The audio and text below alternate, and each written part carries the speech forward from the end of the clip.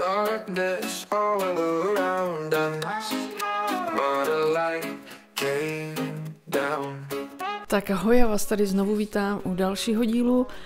Minule jsme si řekli něco o tom, co je to evangelium a co to znamená, že se potřebujeme s Ježíšem setkat v určitém bodě uznání toho, že jsme hříšníci, ale dneska si povíme něco o spasení. Co je to vlastně spasení, co to je vlastně přijmout Pána Ježíše do svého života. Víte, určitě jste už někde byli na nějakým, já nevím, třeba šli jste po ulici nebo někdo vás už kontaktoval nějaký věřící a řekl vám, že máte přijmout Ježíše, nebo jestli hledáš Ježíše, nebo jsi se setkal s Ježíšem a něco takového. Pokud ne, tak je to dobrá příležitost právě teď, že se tady s tímhletím setkáváš. Co vlastně znamená přijmout Ježíše jako svého Pána a Spasitele?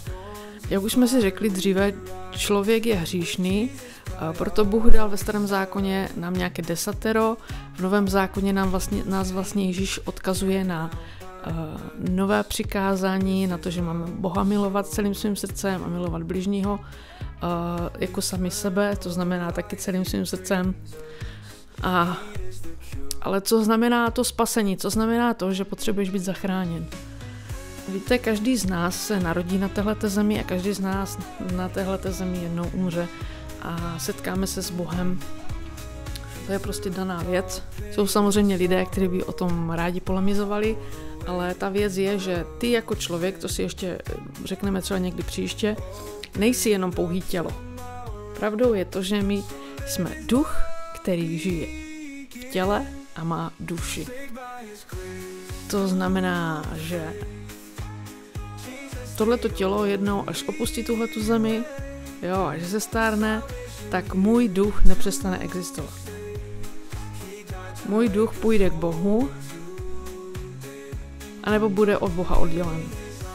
A to vlastně to, co se stane, je na tom rozhodnutí, které já dělám dnes na zemi. A opravdu záleží jenom na mě a na mém rozhodnutí, jestli já chci strávit svou věčnost s Bohem, anebo chci strávit věčnost bez Boha. V Bibli se píše, že každý, kdo uvěří v Ježíše jako Pána a Spasitele, vyzná ho svými ústy jako Pána a Spasitele a uvěří ve svém srdci, že zemřel za tvůj hřích a že byl vzkříšen, tak takový člověk je spasen. To je trošku parafrázovaný. Já nechci tady moc diktovat přímo ty písma, protože vím, že když se začnou číst písma z Bible přímo, lidem to někdy vypne úplně a berou to jako nějakou básničku. Pokud ty jsi schopen uvěřit a vyznat svými ústy, že Ježíš je Pán, že prostě ty jsi hříšný, a když dojdeš do toho bodu, jak jsme si mluvili o tom minule, kdy uznáš, že jsi hříšný a od toho bodu vlastně on je schopen nést tvůj život, tvoje břemena a stát se tvým pánem, pokud jsi schopen tohleto vyznat, pokud jsi schopen uvěřit tomu, že přišel na tuto zemi, že byl ukřižován za tebe a že byl vzkříšen, pak můžeš být spasen. A pak Ježíš říká, že jsi spasen. A co to vlastně znamená, že on ti dá nový život, že to je jako kdyby vymazal všecko to staré a udělá z tebe nového člověka. Vytvoří tobě nového člověka. Znamená to, že já fyzicky budu úplně nějaká jiná? Ne, neznamená to vůbec takhle. Znamená to snad, že se se mně stane úplně někdo jiný, že jak jsme minule říkali, že máš zálíby třeba, já nevím, máš zálíby ve sportu, že najednou se z tebe stane vášnivý modelář nebo já nevím co. Ne, to není, nemluvíme o téhleté proměně. Mluvíme o proměně, samozřejmě můžou tam být nějaký následky toho, že něco, co tě zajímá teď, tě možná přestane zajímat, že tě nebudou zajímat třeba, já nevím, party na večírci, kde se berou drogy, kde se pije alkohol, kde se dělají různé nemorálnosti, já nevím co všechno. On je schopen tady toto od tebe vzít. Ale záleží také na tom, jakým způsobem ty jsi ochoten se ale Bohu vydat a jak moc pro tebe to obrácení je skutečné, jak moc ty vlastně se chceš obrátit, jak moc věříš tomu, že ten život může být jiný, že Ježíš ti dává věčný život. A první věc je, když se dostaneš do tohleto bodu s Ježíšem, je, že jsou ti odpuštěny všechny hříchy. A je to věc, která je opravdu důležitá, protože lidé jsou takový dva druhy lidí. Lidi, kteří přichází k Bohu opravdu zlomení, protože si třeba v životě stalo něco, kdy fakt jako ví, že jsou hříšní, jo? Můžou přijít a být úplně zlomení, rozbití svým hříchem a svým tím, co se stalo. A Ježíš přichází a odpouští ti ten hřích. Pak jsou samozřejmě druhý typy lidí, kdy se zdá, že církev do nich prostě musí pořád hustit a říct, musíš být spasen a ten člověk nechce být vlastně ještě spasen, nechce být obrácen, ani neví, co to znamená, neví proč. Jo? Takže jsou nějaký takový misky váh a záleží, v které ty si na kterém místě ty teďka stojíš, ale jedna důležitá věc je, že jsou ti odpuštěny tvoje hříchy při spasení. Protože Ježíš přichází a říká, hele, odteď je všecko nový. Ten život začíná nově. Ty možná máš to staré tělo, který vypadá jako 40letý knedlík, nebo já nevím, jo, je ti 50, 60, nebo je ti třeba 10, nebo jsi teprve teenager, nevím, kolik ti může být. Jo, ono vůbec na tom nezáleží, v kolika letech to je, v kolika letech se rozhodneš pro Ježíše. Protože tady jde spíš o tu duchovní stránku.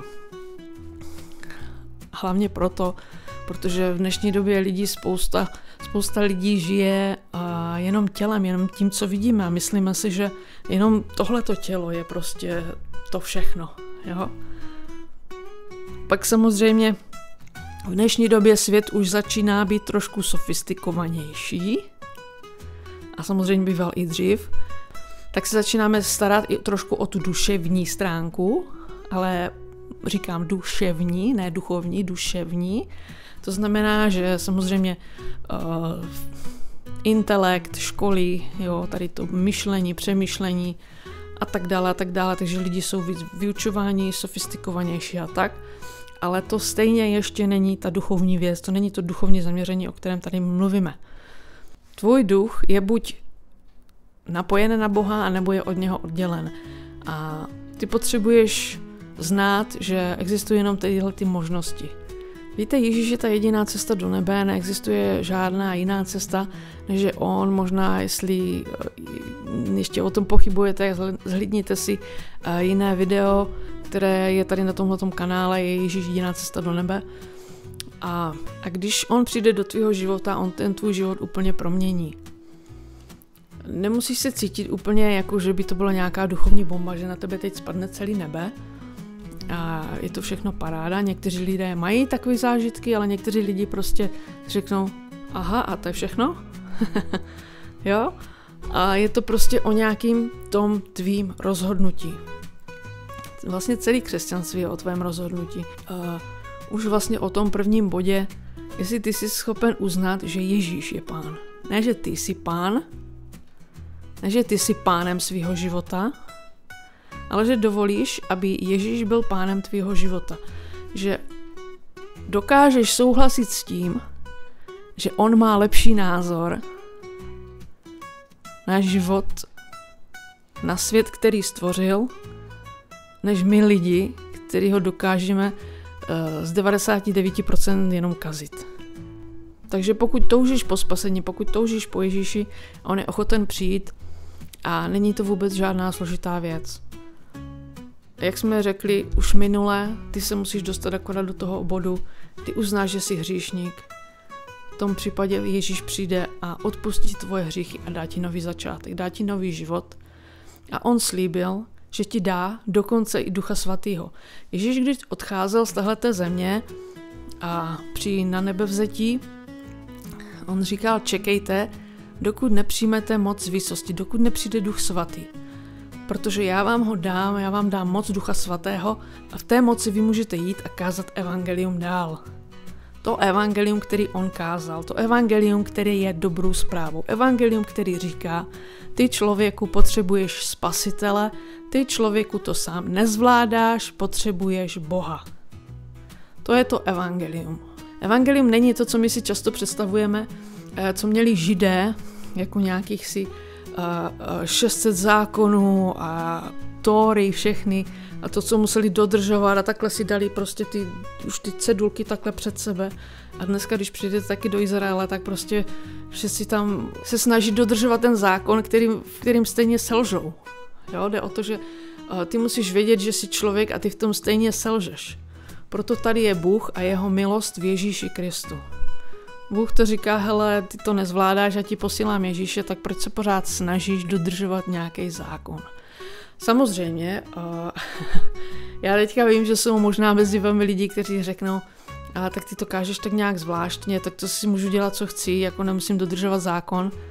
Ne, vůbec ne. Víte, tam jde o to, že ty, když se setkáš s Ježíšem, když on přijde do tvého života, dá ti nový začátek a dá ti Ducha Svatého, tak ty přestaneš mít tady ty touhy dělat zlý věci. Protože ty ho učiníš pánem svého života a on říká, hele, miluj Boha Hospodina, miluj lidi.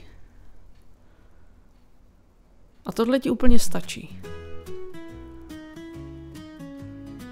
To je spoustu lidí, kteří dneska žijí v církvích třeba 20, 30, 40 let a zapomněli na tuhletu základní věc. Že opravdu my lidé, pokud jsme odděleni od Krista, tak jsme hříšní. Jo, ty jsi pořád ten hříšník.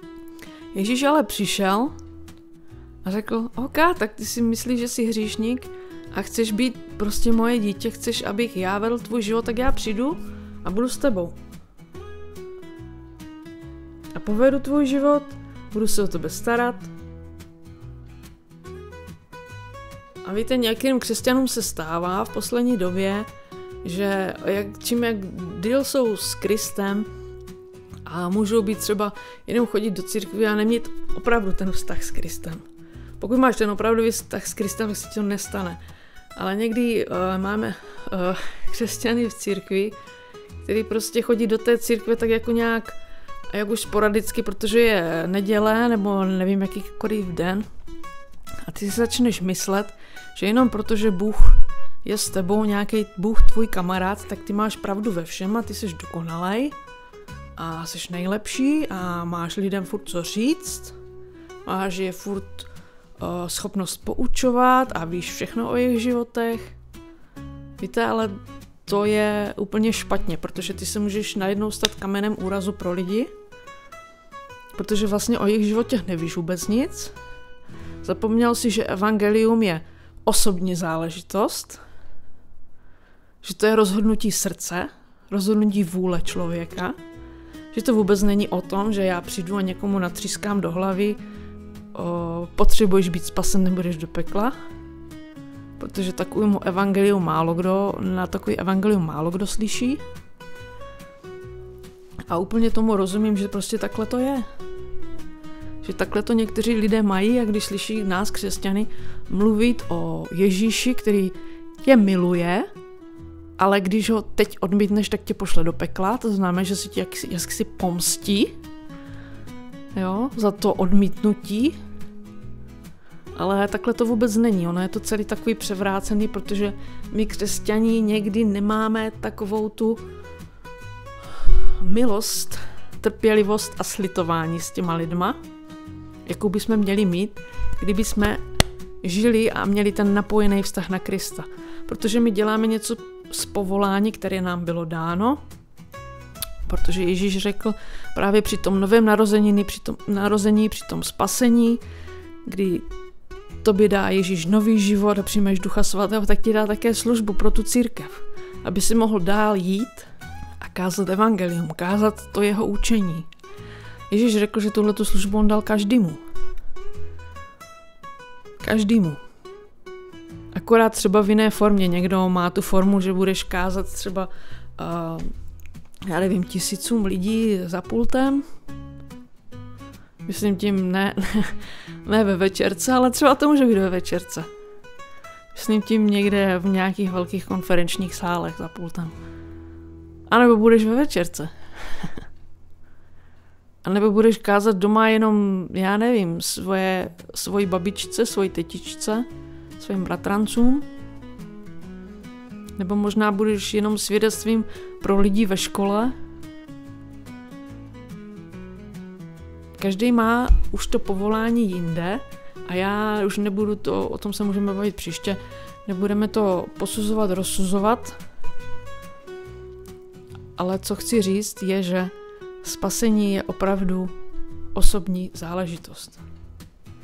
Já nemůžu teď přijít a říct ti, odříkej mi tuhletu modlitbu a budeš spasen. Ono to jistým způsobem, ano, aby si věděl, že prostě existuje nějaká formule modlitby. I Ježíš nám dal modlitbu, kterou se máme modlit a určitě všichni znáte, to je Otče náš. A to je taková modlitba, kterou někteří lidé říkají jako básničku, ale můžeš ji taky pochopit jako nějaká forma modlitby, jak se máš modlit, jak máš chválit Boha, kdy máš prostě mu říct, co potřebuješ, kdy mu poděkovat, kdy myslet na druhý, kdy myslet na sebe a tak dále, jo? Ale to už je zase jiný vyučování. Ale co se týče spasení, povzbuzuji tě k tomu, aby si uvěřil v Ježíše, protože to je nejlepší volba, kterou můžeš v životě udělat. To je nejlepší rozhodnutí, který můžeš udělat. A od té doby, kdy tohleto rozhodnutí uděláš, tak určitě Ježíš přijde a začne s tebou jednat ve tvém životě. A samozřejmě já nemůžu do tohleto videa nacpat úplně všechny informace. A pokud Ježíš tě opravdu zajímá, pokud hledáš Ježíše, pokud tvoje srdce touží po Ježíši, a nebo tě zajímají tyhle ty věci, tak se dívej na další video, kterých určitě rozbereme něco víc. Takže teď už jenom ve zkratce, abych nějak shrnula dnešní video. Co se ti děje při spasení? Při spasení člověk přichází, by měl přijít se zlomenou duší.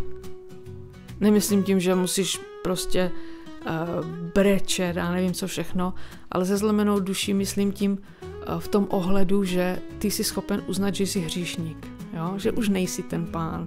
Že nejsi ten králevic, jo, já všechno zvládám, takový ten Ivánek. Jo? Ale mít nějakou pokoru, přijdeš k Bohu a řekneš, hele, já to nezvládám, já potřebuji Ježíši tebe. To je první věc. Potom Ježíš přijde a odpustí tvoje hříchy. Absolutně nádherný. Ježíš přijde a odpustí tvůj hřích. Za třetí dá ti nový život. To znamená, že všechno, co bylo, už pominulo. Teď můžou začít věci od začátku a nově. Se můžeš začít chovat podle jeho přikázání, milovat Boha, milovat lidi. A Ježíš ti dá nový záměr pro tvůj život, protože on dává lidem svého ducha. A ten duch je tady k tomu, ne aby si se nějak vychloubal a měl jako nějaký velikánský představy, že Bůh je tvůj kamoš. Ale je to proto, že Duch Svatý ti byl dán k tomu, aby si sloužil a pomáhal druhým lidem. A k tomu vlastně církvi byl dán Duch Svatý. A o Duchu Svatém budeme mluvit určitě ještě dál. A jsou to opravdu důležité věci. A pokud jsi se rozhodl, nebo rozhodla, že by si chtěl být spasen, že potřebuješ Ježíše, tak já tě poprosím, aby si se mnou zavřel oči, aby si se stišil na chvíli. Pane Ježíši, já ti děkuji, že jsi zemřel za moje hříchy. Já vyznávám, že jsem hříšníkem a že potřebuji spasitele. Děkuji ti, že jsi umíral na kříži za můj hřích. Děkuji ti, že jsi byl vzkříšen a vzat na nebe. A děkuji ti, že právě teď přicházíš do mýho života a učiníš ze mě člověka, jakýho chceš mě mít. Pane, proměňuj mě, Pane, změň mě. Děkuji ti za tu naději, kterou mám pro věčný život. Amen. Víte, a to je de facto všechno, co potřebuješ upřímně říct Bohu. Pokud tvá modlitba byla upřímná, tak já ti gratuluju a vítám tě do Boží rodiny a určitě se setkávej s dalšími křesťany. A je-li možno, máme tady tyhle ty videa, tak si dívej na ty videa, ať máš nějaké další informace o Bohu, ať se nedostaneš do bodu, kdy ti někdo jiný zkreslí nějaké informace a nejlépe si najdi nějakou církev, kde budeš vědět, že se káže opravdu Boží slovo, že se káže věci z Bible a ne zkreslené věci tak, jak se co komu hodí. Takže děkuju za dnešní sledovačku a mějte se příště. Ahoj.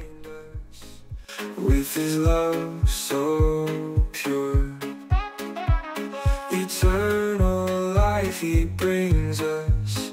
He is the cure.